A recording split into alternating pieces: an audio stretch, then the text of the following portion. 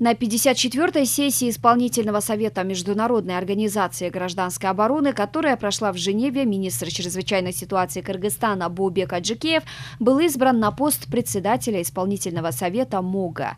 Это уже третий раз, когда Кыргызстан становится председательствующей стороной. Заместителем председателя избран первый заместитель главы службы по управлению чрезвычайными ситуациями Грузии Леван Герсиашвили.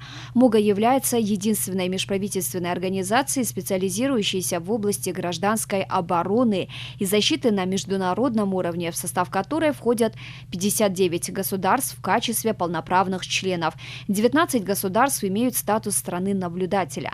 Кыргызстан является полноправным членом с 2011 года.